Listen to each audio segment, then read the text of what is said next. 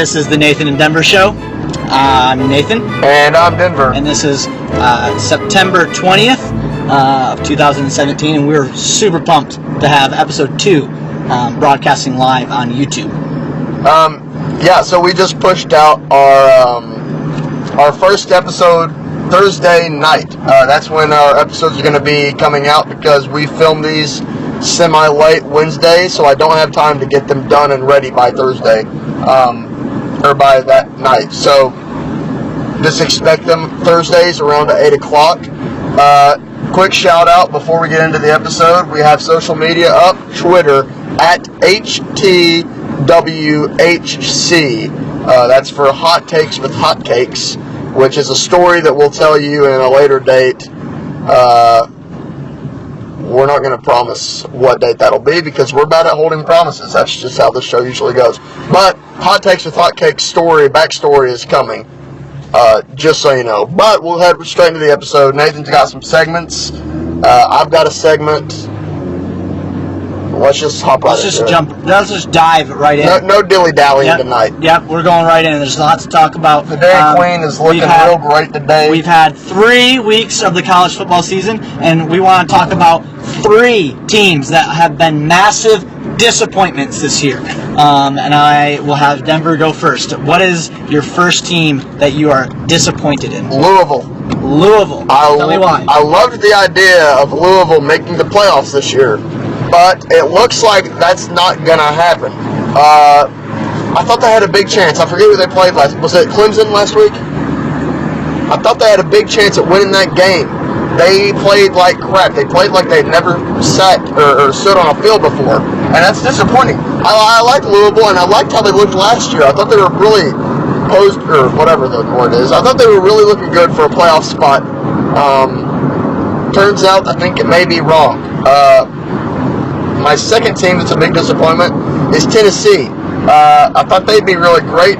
Too bad that it only takes Butch Jones 9 seconds to screw over an entire college football team. That's all I got to say on that subject. And then LSU getting beat by Mississippi State. Not much to say there. LSU, step it up. This is the SEC we're talking about, baby. And I'm tired of people making fun of us. We are the power conference, no question about it. I'm just kidding. That's not valid this year. Never going to be valid. Probably give it 4 more years, we'll be the power conference again. But right now, SEC, you're in the shadows. So step it up or sit down for sure. All right, I got this. My number 1 disappointing team is Baylor. Baylor is 0 for 3 with losses against the worst loss being Liberty, who was ranked towards the bottom of the FCS, which is the subdivision conference. But you would have to say the mistakes happen. Yeah. But not those kind of mistakes. I'll agree with you there. That's rough. Baylor, I understand that you've got some problems happening, but you're a major disappointment. My other one would be Texas. Texas, you lost to Maryland, and then you blew your chance against USC. You're 1-2. Your coach gets called out by Urban Meyer, the former coach, blaming it on the players, saying that we need to get our players in. Boys, you gotta win with your players. You're Texas. You got plenty of blue chippers. All right, you just gotta get them to run, and you're not doing that. Tom Herman, you're not doing your job. My third biggest disappointment, I would say, is man, this one's a tough one. The third one's always the worst. I would say I really expected more of Ohio State. They really got beat by Oklahoma. I know Oklahoma was a really good team, but Oklahoma went into the horseshoe and beat them handily. And I kind of was expecting that Ohio State was going to play Florida State for the national championship, and both teams lost early. Really shocked me. I was really disappointed in that showing. So yeah, I think we both had I think we all agreed with each other's bottom. We just didn't copy each other for once.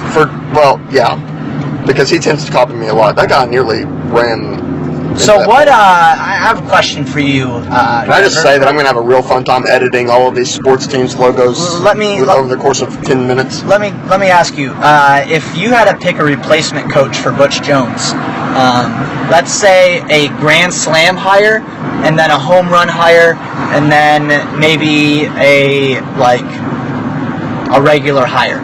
What would be your three? So if we're just like a regular hire, we might as well give him a chance. Chip Kelly, come on down. So that's just a regular hire. That wouldn't be a home run or a grand slam? Well, anything's higher than Butch Jones.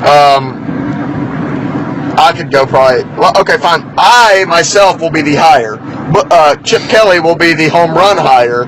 And can we get Les Miles down here, please? Would you would put Les Miles above Chip Kelly? I don't really. It's more of a coin flip for me. Okay. Really, all I'm saying is that Butch Jones won't be here by the end of by the beginning of next season. I think if he does not beat Alabama.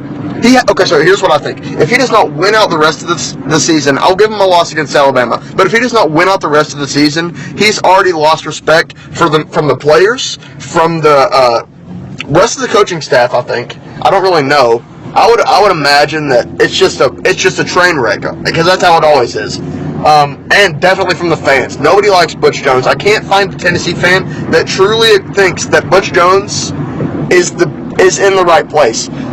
The sole argument for Butch Jones staying in Tennessee is that he is a good recruiter. I'll give him that much. He's a good recruiter, and if we can keep him as a recruiter, that's fine. But that's not going to happen. He's not going to take half his pay, so that he can be a recruiter. That's just not going to happen. So I say we get rid of him completely. We bring in Chip Kelly or Les Miles. That's just dream scenario. But I've seen Pickles coach better than him, so that's my thoughts on that. So I would say a Grand Slam hire would be, I'd say John Gruden. He did his graduate work at Tennessee. I would say he would be the Grand Slam hire. I'd say a home run hire for Tennessee. In Grand Slam, I don't think John Gruden is going to coach for them, but I would say that would be hitting a Grand Slam. A home run hire. We got to find somebody is the big thing. Home run hire, I would say, would be, Josh McDaniels, the Denver Broncos head coach. He also has ties to Tennessee. And then the hire that I think will happen will be kind of a lower level school, and they pluck the coach out of it. Could be the Memphis coach. I know Memphis just beat UCLA. If Memphis has a good year, I think that they call the Memphis coach. He'd have ties to Tennessee already by coaching at a school in Tennessee. Or a high level assistant, going and getting. Maybe they kick the wheels on one of Michigan's assistant coaches or somebody. Here's what I'll say. So I'll throw this out there.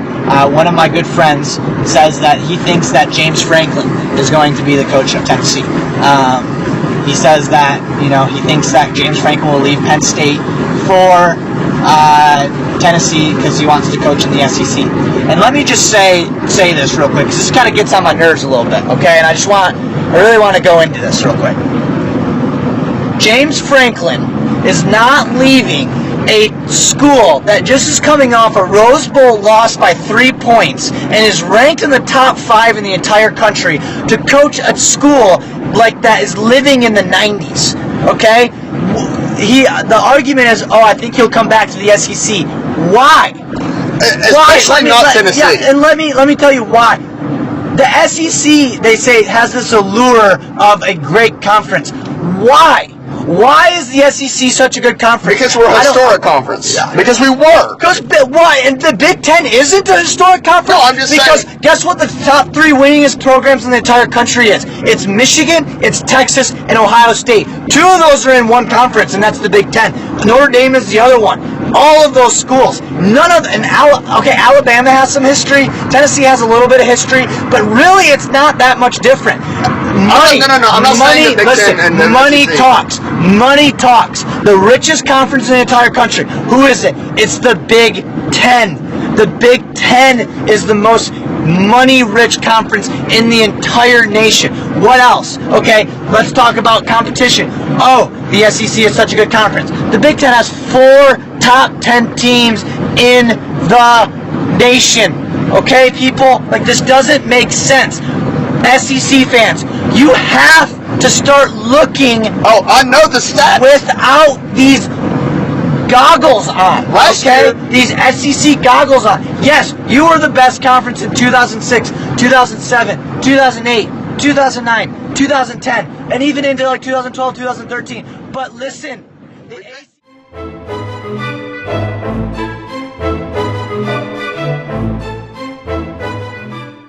is the Big Ten and the ACC. Let's look at the coaches. Who are the best coaches in the nation? Well, you could say Dabo Swinney.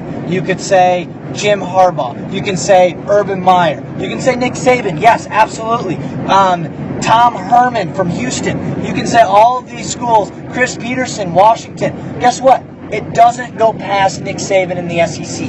It really doesn't. All the other coaches are mediocre, and they're not. The SEC is falling behind because their coaching and their quarterback play is lackluster. So I used to be a big advocate for the SEC, and I mean, I'm a Tennessee fan at heart. That doesn't mean I'm an SEC fan at heart.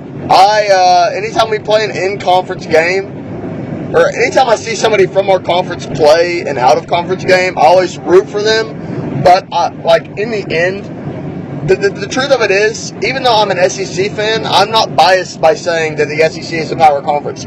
We used to be. But I will agree with Nathan in saying that we need to take our SEC eclipse glasses off because the eclipse is over. And we need to really take a big look at the picture here and just realize that we are no longer the SEC that we were. Can we bring it back? Maybe here in a couple of years, but we need to have a complete reset of every single team except for Alabama, I think. And I mean, that's going to happen no matter what because it'll be 4 years in the future. I'm saying, yeah, coaching, just a refresher of what the SEC used to be. Because if we can get that in our heads and we know what the SEC looked like back then, we can start to rebuild on that format that we had. And I think that is our first steps to success. But for now, we're really shooting ourselves in the foot the longer we play like we are. And if the Tennessee's thinking they're going to go out and get like these high-level coaches, I saw one person say that they think they're going to get Dabo Swinney. Folks, no. Tennessee fans, you're not going to uproot the defending national champions coach. Tennessee is not that good of a program anymore. Look at their most recent coaches. Dooley, Butch Jones. I mean, after Fulmer, who was a decent coach, yes, you guys have decreased into, and you're gonna have to get an up and comer. You're not gonna get these big name coaches anymore. Nope. We're gonna head on to our final segment. Is Kareem Hunt the best rookie running back in the league? I'm gonna go ahead and kick this one off by saying no question about it. Let me just name off some running backs, or a running back who has been extremely under the bar. Christian McCaffrey acts like he has never played the sport of football in his life. When he walked out onto the Panthers, I had high hopes. I drafted him, having high hopes that he would go out there and do something. He was my he was my top running back of the year because he's just a stud. But truth be told, he's just not who I thought he was going to be in the NFL. And maybe give him some time. But right now, Kareem Hunt, he's the big name running back when it comes to rookies. And that's saying something. Because I would go as far as to say that not a lot of people knew his name coming into the NFL. And he really surprised us. And I'm glad because I have him in my fantasy team. And you better bet that he'll be starting every week until he breaks his leg in half. So that's all I got to say on that. So I would say, as of right now, he's been the most spectacular rookie over the first 2 weeks. I will say this, though. I think that by the end of the year, he will not be the best rookie running back in the NFL. So do you think this is just like the beginning of the season, nerves working in his favor? Yes, I think that adrenaline. Yes. I think that Leonard Fournette will have better stats and be a better running back over the course of the full year rather than Kareem Hunt. And I like Leonard Fournette. I think he's also another big name running back that I thought would do really well. He's done well. And can I give a sleeper a little bit off of that? I think Dalvin Cook will have better numbers than Kareem Hunt by the end of the year also. Yes. I really do. I think Dalvin Cook with the Minnesota Vikings will also do that.